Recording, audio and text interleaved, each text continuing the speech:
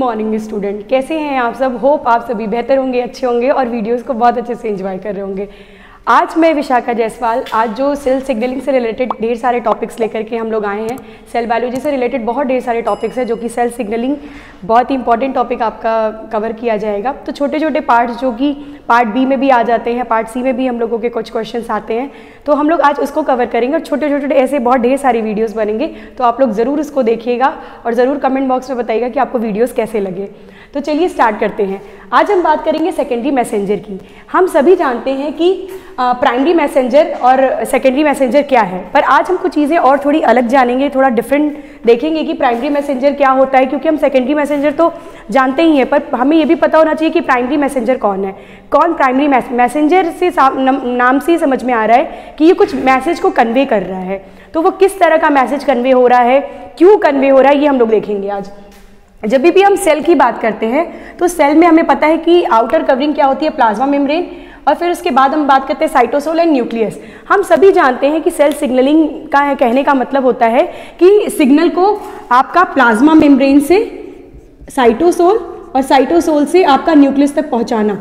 अब ये सिग्नल दो तरह से हो सकता है। अगर हम प्लाज्मा मेम्ब्रेन से साइटोसोल, साइटोसोल से न्यूक्लियस जा रहे हैं तो ये डाउन स्ट्रीम सिग्नलिंग है, ये डाउन स्ट्रीम सिग्नलिंग है। ठीक है, अगर हम यही साइटोसोल से आपका प्लाज्मा मेम्ब्रेन पर वापस आए तो ये कहलाती है अप स्ट्रीम सिग्नलिंग, है ना, आप वापस आ रहे हो। तो अगर हम डाउन स्ट्रीम सिग्नलिंग की बात करें तो 80% सिग्नलिंग जो होती है वो डाउन स्ट्रीम में होती है। आपको मैक्सिमम जितनी सिग्नलिंग्स दिखेंगी डाउन स्ट्रीम सिग्नलिंग ही देखने को मिलेंगी। ठीक है, अप स्ट्रीम सिग्नलिंग का एग्जाम्पल है जो आपका साइटोसोल से प्लाज्मा मेम्ब्रेन पे ले आता है, उसमें आपका सबसे बेस्ट एग्जाम्पल है GLUT4। GLUT4 जो कि हम इंसुलिन के लिए देखते हैं। ठीक है, हम इंसुलिन की सिग्नलिंग में आपको देखने को मिलेगा कि GLUT4 जो नाम का आपका ट्रांसपोर्टर है, वहाँ पर वो क्या करता है, आपका वेसाइकल के फॉर्म में आपका क्या करता है, फिर वहाँ से आपका प्लाज्मा मेम्ब्रेन पे, साइटोसोल से प्लाज्मा मेम्ब्रेन पे जाता है। दूसरा हम एक्वापोरेंस 2 की अगर बात करेंगे जो कि वाटर ट्रांसपोर्टर मॉलिक्यूल है, वाटर ट्रांसपोर्टर है, वो भी आपका क्या करता है, साइटोसोल से प्लाज्मा मेम्ब्रेन की तरफ हमारी सिग्नलिंग को लेके जाता है। अब आप बात करते हैं कि हम शॉर्ट में आपको समझा रहे हैं कि क्योंकि मुझे आज यहाँ सेकेंडरी मैसेंजर बताना है। सिग्नलिंग के बारे में हम लोगों ने इसके पहले वाली वीडियो में बोला हुआ है। ठीक है, तो अगर हम बात करेंगे सेल की, तो सेल पे सबसे पहला मैसेज तो आएगा प्लाज्मा मेम्ब्रेन पे। तो सबसे पहला मैसेज जो भी आता है वो बाहर जो रिसेप्टर प्रेजेंट है वो क्या करता है, लाइगेंड से बाइंड करता है। रिसेप्टर क्या है, रिसेप्टर एक प्रोटीन है। प्रोटीन में भी अगर हम एक्चुअल में फैक्टली बोले कि ये कौन सी प्रोटीन है तो ये ग्लाइकोप्रोटीन है। रिसेप्टर जो है वो एक ग्लाइकोप्रोटीन है और ये प्रोटीन से कौन बाइंड करता है, एक लाइगेंड आकर के बाइंड करता है। लाइगेंड क्या हो सकता है, लाइगेंड जो है वही आपका एक्ट करता है एज अ प्राइमरी मैसेंजर की तरह। तो प्राइमरी मैसेंजर कौन है, यहाँ पर लाइगेंड है। और ये लाइगेंड क्या हो सकते हैं, शॉर्ट पेप्टाइड हो सकते हैं, हार्मोन्स हो सकते हैं, ग्रोथ फैक्टर हो सकते हैं, है ना। जैसे फॉर एग्जाम्पल अगर हम बोले कि ये कोई सेल है, ये सेल है, ये हम बोल सकते हैं हमारी कोई टारगेट सेल है। ठीक है, टारगेट या हम बोल सकते हैं ये हमारा थायराइड ग्लैंड है। ठीक है, ये हमारा थायराइड ग्लैंड है। ठीक, अब इस थायराइड ग्लैंड की अगर हम बात करेंगे तो इस थायराइड ग्लैंड पे अगर जो रिसेप्टर है वो थायराइड ग्लैंड का थायराइड हार्मोन रिसेप्टर होगा, है ना।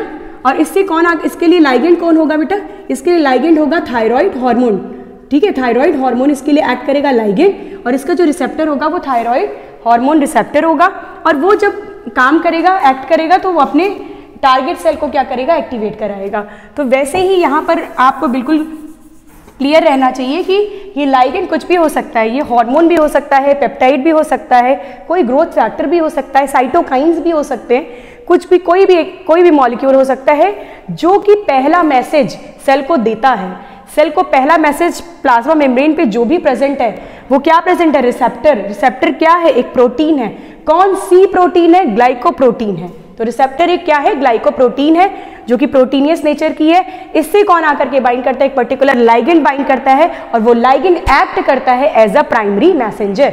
अब ये जो प्राइमरी मैसेंजर है वो आपका क्या है, हार्मोन, पेप्टाइड, कुछ भी हो सकते हैं। ये दोनों एक दूसरे से किस बॉन्ड के थ्रू अटैच होते हैं, ये होता है नॉन कोवैलेंट बॉन्ड। ये रिसेप्टर और लाइगेंड की जो इंटरेक्शन होता है उनके बीच में वो कौन सा होता है, कौन सा बॉन्ड बनाता है, नॉन कोवैलेंट बॉन्ड बनाता है। अब जब रिसेप्टर से लाइगेंड आकर के बाइंड किया जैसे आपने पढ़ा है कि एंजाइम है, उससे आपका सबस्ट्रेट आकर के बाइंड करता है तो आपका एंजाइम सबस्ट्रेट कॉम्प्लेक्स बनाता है। वैसे यहाँ रिसेप्टर और लाइगेंड एक दूसरे से बाइंड करेंगे तो ये लाइगेंड रिसेप्टर कॉम्प्लेक्स बनाएंगे, और वो जब बाइंड करेंगे तो यहाँ पर कोई ना कोई कन्फर्मेशन चेंज होगा।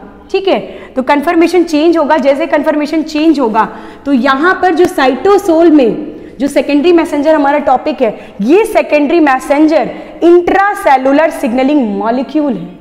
ये सेकेंडरी मैसेंजर एक इंट्रासेलुलर सिग्नलिंग मॉलिक्यूल है जो कि साइटोसोल में प्रोड्यूस कहाँ होती है, साइटोसोल में प्रोड्यूस होती है। और ये क्या करती है, ये जब भी प्रोड्यूस होती है तो after signal bind two receptor. Signal कौन है आपका, सिग्नल है आपका लाइगेंड। ठीक है, ये सिग्नल है, सिग्नल की तरह काम कर रहा है। ये जब अपने रिसेप्टर से बाइंड कर लेता है, कन्फर्मेशन चेंज होता है, तब आप साइटोसोल में एक मॉलिक्यूल को बैठा हुआ देख रहे हो, वो क्या है आपका सेकेंडरी मैसेंजर। वो प्रोड्यूस हुआ और उसको क्या किया जाएगा, एक्टिवेट किया जाएगा और वो अपना काम करेगा। उसका काम क्या है कि ये जितने भी साइटोसोल में जितने भी प्रोटीन प्रेजेंट है जो कि इनएक्टिवेट मोड में है, जैसे मान लीजिए कोई भी ट्रांसक्रिप्शन फैक्टर है, ट्रांसक्रिप्शन फैक्टर एक प्रोटीन है, वो इनएक्टिवेट पड़ा हुआ है, उस पर ये सेकेंडरी मैसेंजर हो सकता है फॉस्फेट ग्रुप लगा करके इसको क्या कर दे, एक्टिवेट कर दे। अब ये एक्टिवेट हो गया तो ये न्यूक्लियस में जाएगा। ठीक है, मतलब सिग्नल हमें प्लाज्मा मेम्ब्रेन से साइटोसोल, साइटोसोल से न्यूक्लियस पहुंचाना है। तो ये सिग्नल को पहुंचाने में कौन हमारी मदद कर रहा है, सबसे पहला प्राइमरी मैसेंजर जो कि लाइगेंड है। ठीक है, और जो फिर उसके बाद सेकेंडरी मैसेंजर जो कि साइटोसोल में प्रोड्यूस हुआ है, produce in cytosol after signal bind two receptor. Signal मतलब लाइगेंड बाइंड करता है जब रिसेप्टर से, नॉन कोवैलेंट बॉन्ड से, तो ये सेकेंडरी मैसेंजर क्या होता है, एक्टिवेट होता है। और ये एक्टिवेट करके कैस्केडिंग करता है, एक दूसरे मॉलिक्यूल को ये क्या करेगा, एक्टिवेट करेगा, और एक्टिवेट करके वो न्यूक्लियस में जाता है, डीएनए से जाकर बाइंड करता है और एक पर्टिकुलर एक्सप्रेशन शो करता है, जीन का एक्सप्रेशन शो करता है।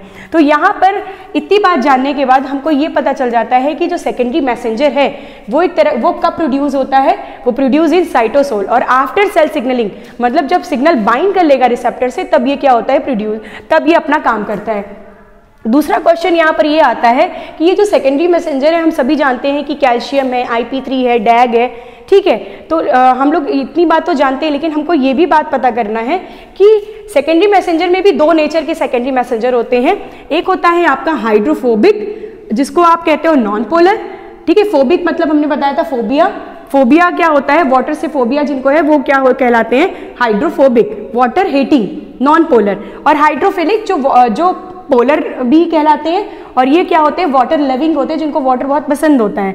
तो कुछ ऐसे सेकेंडरी मैसेंजर हैं जो कि हाइड्रोफोबिक और हाइड्रोफिलिक नेचर के हैं। तो हम प्रॉपर सेपरेशन के साथ पढ़ेंगे कि सेकेंडरी मैसेंजर जो होते हैं वो दो तरह के होते हैं, ना कि हम डायरेक्टली पढ़ लेंगे कि हाँ IP3 है, डैग है, ये तो हम जानते ही हैं। लेकिन आज हम नई चीज़ क्या जान रहे हैं, आज नई चीज़ यही जान रहे हैं कि दो तरह के हाइड्रोफोबिक और हाइड्रोफिलिक सेकेंडरी मैसेंजर होते हैं। वो क्या होते हैं, कौन सा ऐसा सेकेंडरी मैसेंजर है जो कि आपका हाइड्रोफिलिक में आएगा, कौन सा ऐसा है जो आपका हाइड्रोफोबिक में आएगा। तो आज हम लोग वही पढ़ेंगे कि हाइड्रोफोबिक जो सेकेंडरी मैसेंजर है वो आपका है PIP3, ठीक है, और डैग। PIP3 का फुल फॉर्म आपको सेकेंडरी, जितने भी सेकेंडरी मैसेंजर है या जितने भी मॉलिक्यूल सिग्नलिंग में इन्वॉल्व होते हैं उनका केमिकल नेम और उनका बहुत इंपॉर्टेंट रखता है, क्योंकि उस पर भी क्वेश्चंस आए हुए हैं, गेट में भी आया हुआ है। जैसे गेट में IP3 पे क्वेश्चन आया हुआ था, तो आप तभी कर पाओगे जब आपको प्रॉपर उसका नेम याद होगा।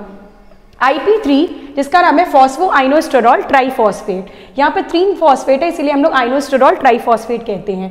डैग जिसका डाई एसाइल ग्लिसरॉल नाम है, ये दोनों ही आपके कहलाते हैं। ये दोनों ही किस तरह के सेकेंडरी मैसेंजर है, अगर ये कभी क्वेश्चन में पूछे है सेकेंडरी मैसेंजर, ये तो पता ही था, लेकिन किस तरह के सेकेंडरी मैसेंजर है, किस नेचर वाले सेकेंडरी मैसेंजर है, तो वो हाइड्रोफोबिक सेकेंडरी मैसेंजर की तरह एक्ट करते हैं।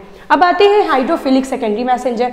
ये जो है वो आपका क्या है, साइक्लिक AMP है, साइक्लिक GMP है और कैल्शियम है और IP3 है। साइक्लिक AMP पे मैंने बहुत अच्छा आपका एक वीडियो बनाया था जो कि डिस्क्रिप्शन बॉक्स में आपको मेंशन कर दिया जाएगा, तो प्लीज़ आप लोग वो भी जाकर के देखिएगा। उस पर भी क्वेश्चंस काफ़ी बनते हैं और बनते रहेंगे। वो भी आपको मैंने प्रॉपर बताया है कि वो किस तरह से सेकेंडरी मैसेंजर किस तरह से फंक्शन करता है। तो इस वीडियो के बाद आप लोग उसको ज़रूर देखिएगा, वहाँ पर आपको और अच्छे से क्लियर होगा कि कैसे ये काम कर रहा है, कैसे ये प्लाज्मा मेम्ब्रेन से साइटोसोल से न्यूक्लियस में जा रहा है।